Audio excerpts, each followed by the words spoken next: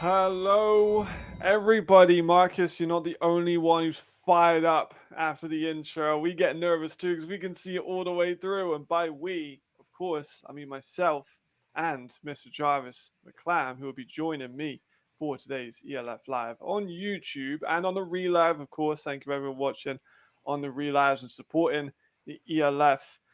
How are you, Jarvis? This week was eventful. If you could describe it in a couple words for it, just try and paint a picture, just to capture the week. Hey, this week was amazing. If you were a football fan this week, you got your money's worth, man. Because it was ups, it was downs. You didn't know how games were going to swing, and we are here and we are ready to talk football. So let's go. It was a phenomenal week. You are absolutely right. Ton of close games, legacy of players maybe with MVPs and awards, postseason coming up. Good to see everyone in the chat, of course.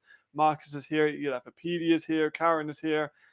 We got everyone. All the gang are in the chat. So gonna be a good show. Gonna be a lot to talk about. Of course, we have the MVP of the week, which is voted by us and by you guys too. So it was good times. Raiders didn't play, so they kept the lineal championship. Marcus, I'm sure you're happy about that. Severed us to Mike as well and Maximilian.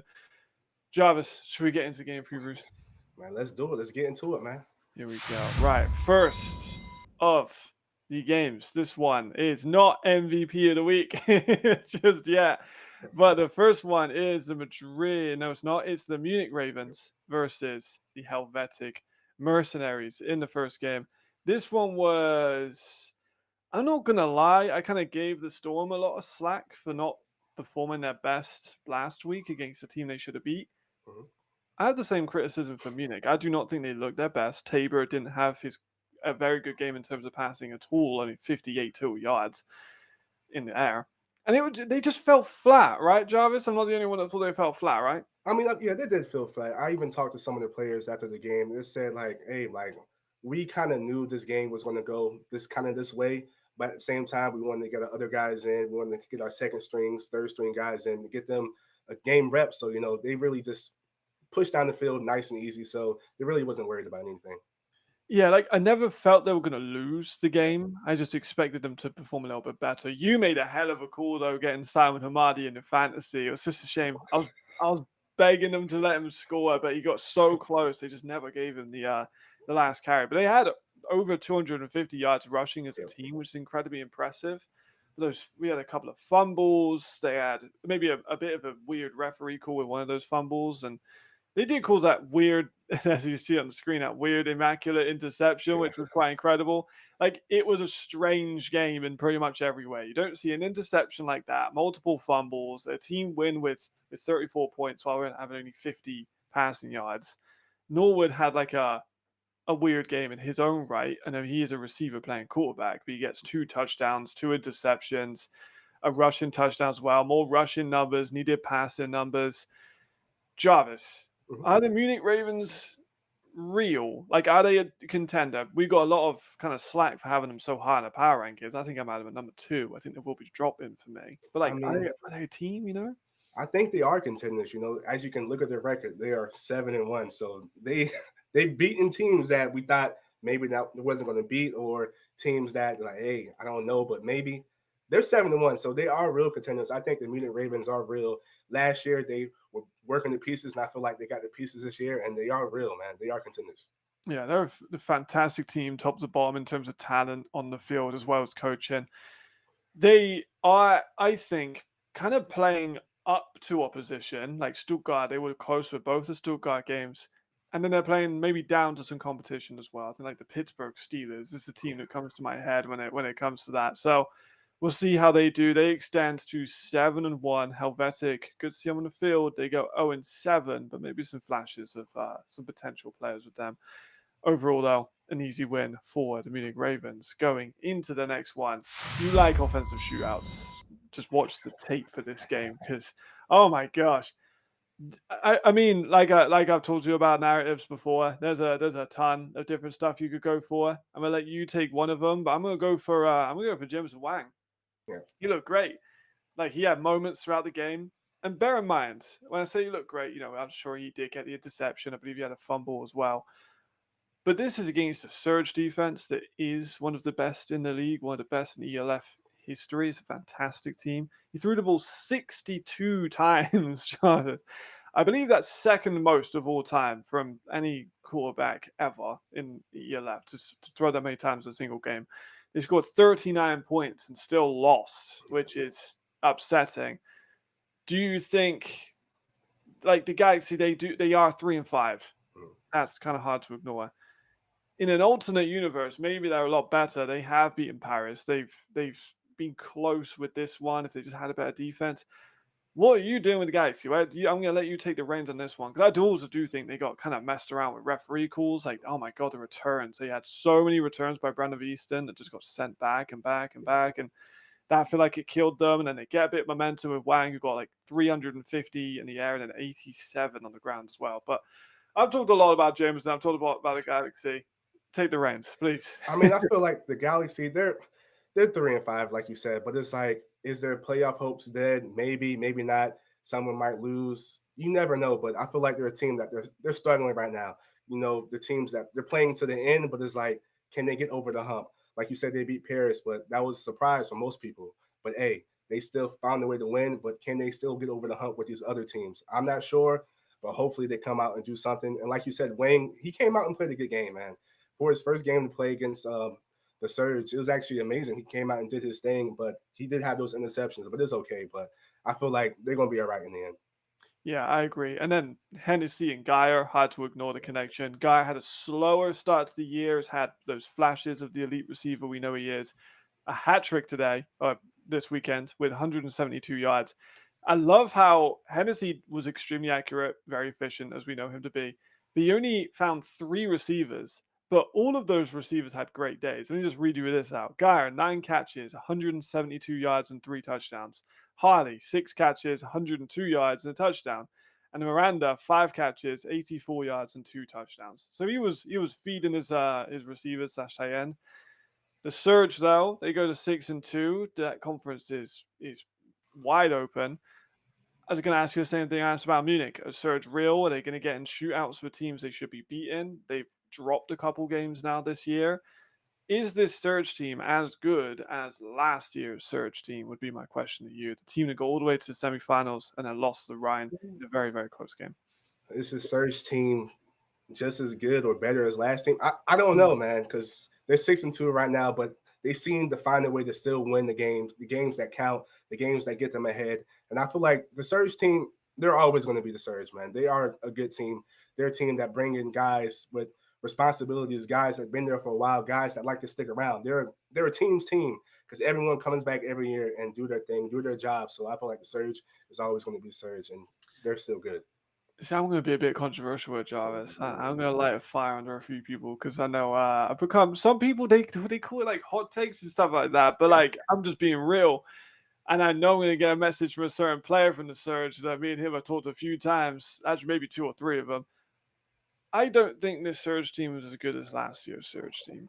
I think that they have a lot of the same players. They're amazing, but they just look a little bit like they're coasting through the regular season, and it's kind of hit them a few times to those couple of losses. And I don't know. That Paris game is going to maybe be a tough one. I'll judge maybe if they beat Paris, but if they go 0-2 against Paris, then maybe that'll be tough to overcome. But they finish with a 54-39 victory and go 6-2 and atop of the division as of now. So maybe I'm too hasty with my calls.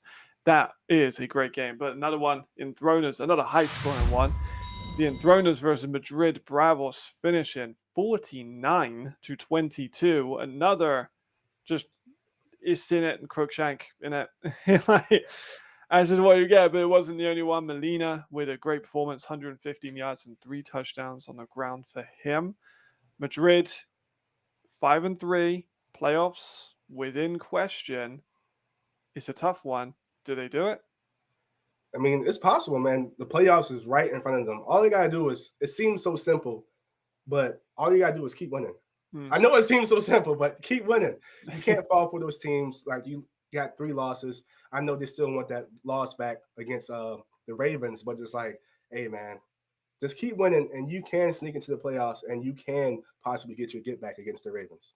Yeah, 'cause offensively, they're like Yeah. incredible. Like one of the best teams we've ever seen. They're averaging an insane amount of points. but just defensively, they haven't quite got it figured out. Like they've Yeah. conceded 22. I know, like they were late scorers and stuff like that from the Enthroners end, but like Hegedus, the homegrown quarterback, did all right. Like, he had moments. He had over 200 yards. He got the ball to John Cole 15 times at the receiver position, goes for 107 and a touchdown. Like, they have a tough schedule coming up. Let me just read you out who they actually have coming up, and then you can make a judgment on if they're going to win this one. They have Helvetic, which is, but then they also do have the Raiders and then the Ravens and then the Galaxy to finish off the season. So that's a brutal one. I'm envisioning shootouts maybe in all of them, but they finished this one with a comfortable score. But again, just maybe need to figure out some of these defensive woes you're going to go into the playoff season. That would finish off our Saturday games, though. Our Sunday games. Oof, Jarvis, the Sunday games. I'm still thinking about them. They're incredible. The first one that kicked us off was the Vienna Vikings versus the Paris Musketeers. You can see the scoreline there. Honestly, the scoreline changed several times. This was a story of a million games. You get like the first quarter where not much really happened. I believe it was like 3-0 in the end of the first. If you look at the stats, it's going to say 19 in the first quarter. Was not the case. And then it's like second and third quarter, just bang, explosion, points everywhere. Fourth quarter, it's just someone trying to figure out who's going to win this one. Ultimately, it was Vienna. But like some people were saying this is a two very clear best teams in the ELF, just dueling it out. How do you feel about that? Because the Paris have lost 3 games. Are they the best team in the league? Does this show that they're up there with Vienna? Can they compete for a championship? Some people said they want to see this as the championship game. Ooh, I mean, I feel like they are one of the best teams in the league.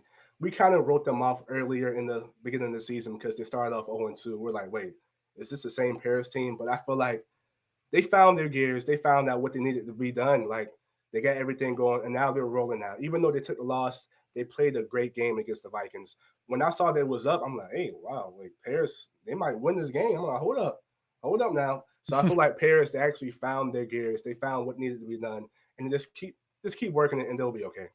Yeah, because Ben Holmes started a little slow. Yeah. Like the first play could have been picked, gets the ball back, then it is picked on that exactly the same play. And then the Hail Mary at the end of the first half, like it looked like it was going against Vienna. And then you have the long run by Jaden Henderson up the middle one. I think it was a third or fourth down, but he went for the long run and scored.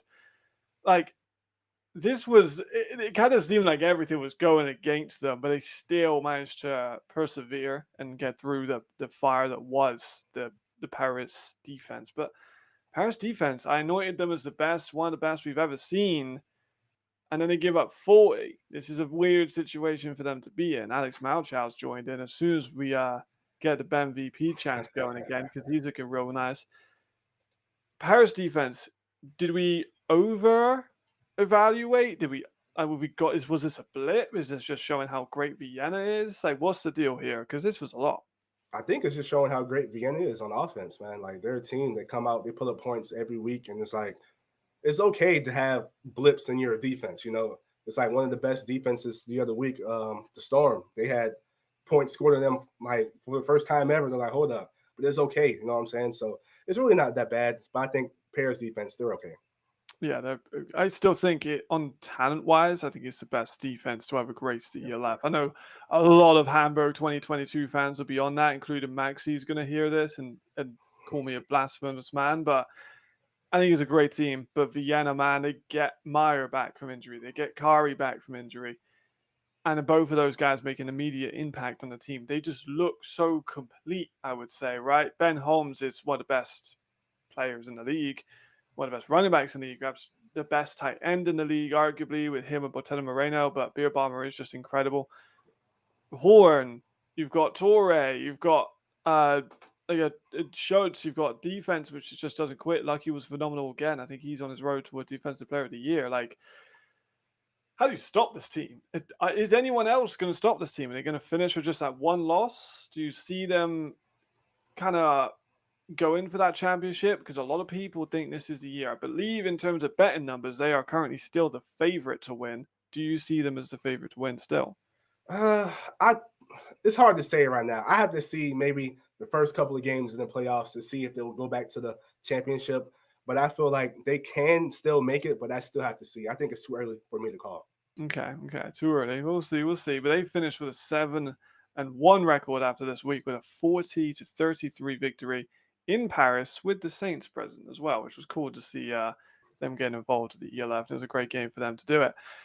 Next one, Berlin Thunder. Maybe not the most entertaining game against the Cologne Centurions. Somehow the Cologne Centurions getting more safeties, I believe, than anyone else. They seem to get a couple of those throughout the year, but I don't know, man. Berlin kind of party pooped a little bit for me. I really wanted to see Cologne get something out of this, but unfortunately, it was one-sided. We know Berlin actually ran the ball a hell of a lot more than they usually do, so maybe they're listening to us. Sullivan, 4 touchdowns, efficient numbers from him. Never really looked in trouble. Cologne, I'm not going to bash on the players. They're giving it everything they've got, but I mean, it's football, isn't it? It's football, man. We are still wishing and hoping for Cologne to pull up out this rut, man. Everyone is on the Cologne trail, man. So we just, fellas, just keep playing, man. We love y'all. Keep playing, y'all. We do, and we are rooting for them to win. Every time they come in, we want them to win, and for the players more than anyone else. So, and when ends foot, honestly, it wasn't much to talk about in this one. It was not the most stuff for us to talk about, but it was 45-2, which is an odd scoreline. And then Berlin gets to a 3-5 with Cologne Centurions going 0-8. However, now into the last 2 games of the week, which were barn burners, as I've exclaimed. The Rhine Fire versus the Nordic Storm. You watched a lot more in depth than I did. I was flicking back and forth, watched a little bit of what I could before the show. Give me your thoughts. This game started off real crazy. First of all, it started off with a thick 6. Big man with the interception all the way to the crib. And I'm like, what is going on? But they still played a good game. Jadron still came out. I think he threw his second and third interception of the year. Yeah. Yeah, so second and third interception of the year, I feel. So he still played his game okay, but those interceptions probably rattled him a little bit. He was probably all over the place. But I feel like the Storm, they may have got lucky, maybe got lucky, but the Rhine Fire, they still played their game, man. As you can see, the score was 24-25. It was a close game. And really, the score really doesn't show how the game really went because it was really back and forth. You know what I'm saying? So, Matt, what do you think about this game, man? I mean, I think you showed it really well, but Moreno's catch as well, that one-handed snag, absolutely outstanding. One of the best players to ever play in the year left. I think you summed up well. You could look at just the stats, you think, damn, Nordic really dominated this game, but like that was not the case. Like Ryan defense got multiple turnovers, like you said, the pick 6 at the start, and like Ryan's offense still kind of spluttering a little bit. Chad Jeffries 155 yards to touchdown as well, but then the fumble at the end ultimately sealed it for the Storm. But receiver games, even that, no one really separating themselves. I think Ryan. Do you think they look a bit defeated, especially now 4-4? Tough schedule ahead. I'll read you out who they got, but like it's gonna be very tough for them to make playoffs because here's who they got. They got Hamburg, Berlin, and then they got the Raiders and Nordic again as well. So that's a tough one. I think 8-4 is not ridiculous, but are we gonna have a playoffs without Ryan? That's my question to you. I mean, it's a possibility. The way it's looking, it looks like it's going to go that way. I mean, they're sitting 4-4. When's the last time the Ryan Fire was 4-4 or lost 4 games? Like it's Year crazy. one. Yeah. Year 1. So it was like that was the first year ever, and now they're not back in that same situation, but similar records. But I feel like they got Hamburg and Berlin next. Okay, maybe you win those games. I'm gonna say that, and then you have the Storm again, and then the Raiders. Yeah. Those are tough losses. You know what I'm saying? The first time they played the Raiders, they probably didn't expect them to lose against the Raiders. So we'll see, man. That's all we have to do is just watch the games and see what they do. Yeah, I think they're kind of struggling with identity. I think, right? They're kind of a mishmash of last year's team, but they kind of half did a rebuild, but they didn't fully commit to it. And they've got a lot of the core from last year, but they've changed up some key positions. There's no McKnight, a receiver. God, I miss McKnight, a receiver. I'm not gonna lie. Of course, Jadrian is not there. Andrew's not there. Tom Sula's not there. Tonga's not there. Like the list just goes on and on and on. You see, Raji's not there as well. Like there's a ton of players that aren't in the team. And though they kept a nucleus, it's not the same team. And I think they're kind of between identities a little bit. But they finished with a 24-25 loss. The Nordic Storm scraping a victory. I don't know. They've been a little bit weak these last couple of weeks. I don't mean to be rude, but like they didn't do too great against Hamburg. They get a 1-point win here. Are they going to be? I don't know. I think their problem, it's not really a problem, but when they face German teams from Germany, it's like they're real fighters, you know, like German teams are real tough. And they're like, hold up, we actually got to play now. It's kind of tough. This is real ball. So maybe that might be the answer. I don't know. That's an interesting point. I think that's a good point. Do we think maybe like one and done in playoffs? Do you think they get that bye? Because let's not forget, they essentially had a bye week Helvetic. They came out, they didn't look great against Hamburg. If they get the wild card spot, are they going to be coming out a little bit slow again against maybe Paris or Surge? And then one of them is a German team. If your hypothesis is correct, then that might be a tough one. So we'll have to look at the playoff seasons in just a second. But we're gonna go to a transition here, and I'm not feeling too good about talking about this game, Jarvis, because it is the Warsaw Panthers versus the Prague Lions, and yeah, this one not great. I'm not gonna lie. There's a lot of reasons I can give. I think this was kind of the tale of two very different teams. Like the Panthers, pretty consistent throughout the whole game. Lions, peaks and troughs. Like the start by the Lions was terrible. Like they went 14 down like the first minute. Then they rally and got 30 points in the second and third, and then they just fall apart in the fourth. It was actually peak and then down, whereas the Panthers were a lot more consistent throughout the whole game. Defensively, Prague gave up a lot. Field position was really tough for them because the offense had that fumble and then also the pick, which kind of took it away. I ain't gonna lie, maybe I'm being a bit salty, but the referees in this one blocking it back took that back to pick 6. The 3rd and 18 catch by Matthias Beely was called not a catch, and it should have been. There was a lot going on. I could vent about this one a lot, but also the run defense for Prague wasn't spectacular. Not making excuses on that, but yeah, man, Panthers.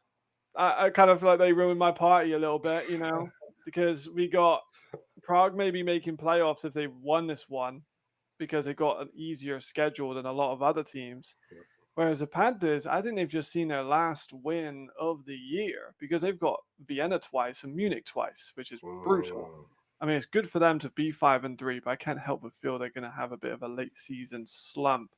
What's your thoughts on this game?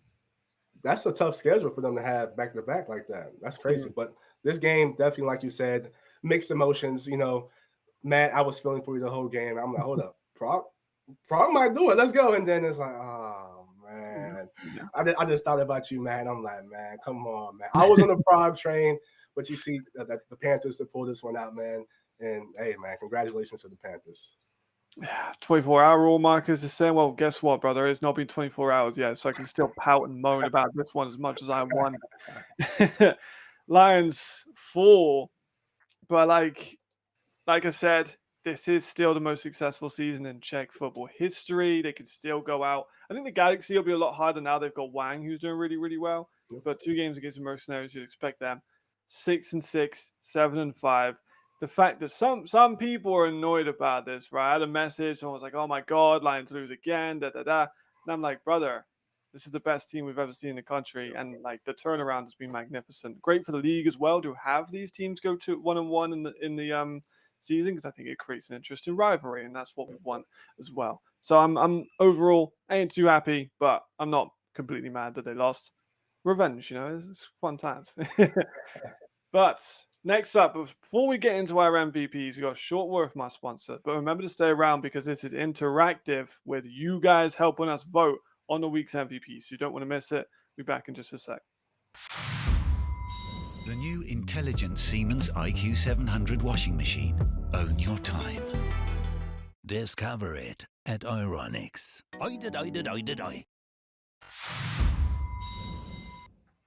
Here we go. Okay, remember the vote for the MVP of the week on the Instagram story, the ELF page. Be up just after the show, just a few hours after the show, probably, when we've fully figured out who we're going to go for. Let me start off our nominees. Remember, you guys in the chat got to spam us if there's someone you really, really want. We've got 4 aligned, but if you guys really want someone, you can put them in the chat. If you get spammed a ton, of course, we'll make an amendment and have them in consideration.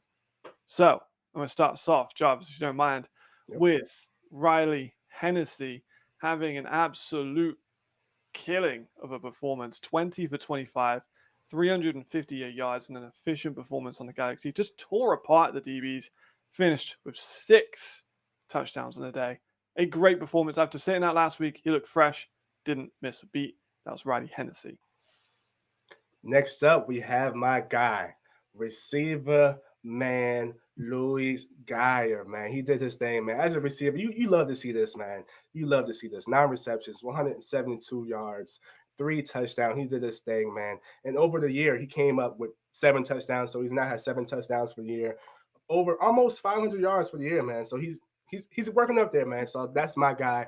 That's my MVP of the week, man. So let's get into it. There it goes. Your good friend, my best friend, DJ Irons. Please unblock me on Instagram. Had a great performance, unfortunately, on my prior lines, but he was efficient with his numbers. Only gave the ball away 1 time, but those rushing yards, that final drive as well, was very impressive. He got 338 yards, 4 touchdowns, and he was the reason why they won this game. A very good performance from my best friend, DJ Irons. And next up, we have Mr. Jumpman himself, Mr. Hurdle Man. My guy's going to jump over you every time he gets a chance. My guy, Edward Molina, man, he's doing this thing. 17 attempts, 115 yards rushing, 3 touchdowns, man. I like to see him go airborne every time. I love it, man. Hey, and this is why he's voted for the MVP of the week, man. Let's do it.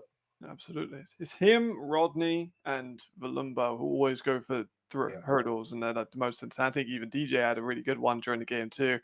That's our 4. Remember, you guys spam a lot of DJ Irons, people. A lot of fans for DJ. There we go. He's probably going to be in the nominees. Anyone that you want to lock in, Jarvis, or you think should be a guy that we absolutely have to have in? Is there anyone that burns your soul? Someone that I want to lock in. I'm gonna lock in your quarterback. I'm going Riley Hennessy, man. I'm gonna lock him in for sure. Okay, so Riley, 6 touchdowns, great performance by him, got the win. I'm thinking DJ, man. I ain't gonna lie. No, I know he's not a fan of my show, but like, I mean, it's hard to argue. 185 with his arm, 2 touchdowns with his arm, 153 on the ground, and 2 more touchdowns. It was a very good performance by him in a win, which they were not favored to win a game. Like, again, if you guys dispute that, yeah, betting odds they were favored to lose this game by 6 points. So he went against that. He had a good run. That final drive was impressive, and ultimately he got the win. So I think, to be honest, DJ should be the guy. Khaled's gassed in the thing. He's happy because he just scraped a 1-point victory in a game that he got burned on a few times. So I'm thinking he's just, he's got to wait for that 24-hour period, and he's got to get back in the tape, Khaled. So I think I'm going to go for DJ. You've got Riley. I'm interested to see if there's much of a dispute coming from this one. So much hate going towards an undefeated team, man. It's not hate, bro. No hate at all, man. No hate at all. A fantastic team, but we expected just a little bit more snappiness from them. And the Reiner, they got the 1 point. Like Jarvis said, they got a little lucky in this one, but they do not have. I don't think the Storm had anyone that like stood out statistically. Jadrian, if he didn't throw those picks, probably could have been in the run-in. Bolio was great, but like not one of his best performances. Still very good performance. He's a fantastic receiver, just not like an MVP level, Yep. Trying to think. I think we've got the 2, right? A couple guys. Yep. Molina guy from Leopedia, but I think it's got to be those 2. Anything you think would be in dispute, Jarvis, for those? No, I don't think so, man. I think those 2 are the ballers of the week, man. DJ Aarons, he did this thing, even though you hate to say it. DJ Aarons did this thing, and then Riley Hennessy, man, like 6 touchdowns. You really can't.